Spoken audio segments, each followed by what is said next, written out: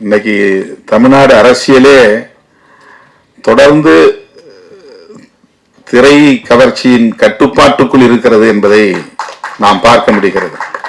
ஒரு காலத்தில் எம்ஜிஆர், அதன் பிறகு அவருடைய கலை உலக வாரிசுகள் பலர் கட்சி, பாக்கியராஜ் போன்றவர்கள்லாம் கட்சியை தொடங்கினாங்க. சிவாஜி கணேசன் அவர்களும் கட்சியை தொடங்கினார். அப்புறம் விஜயகாந்த், அப்புறம் சரத்குமார், டி ராஜேந்தர், இப்படி பல பேர் திரைத்துறையில் தீவிரமான ஈடுபாடு உள்ளவர்கள் கட்சி தொடங்கினார்கள். கலைஞரும் திரைத்துறையில் ஈடுபாடு உள்ளவர் தான். இன்றைய முதல்வரும் திரைப்படத்தில் ஓரிரு படங்களில் நடித்தவர் தான். ஜெயலலிதா அம்மையார் திரைத்துறையிலிருந்து வந்தவர் தான். இப்போ விஜய் வரையிலும்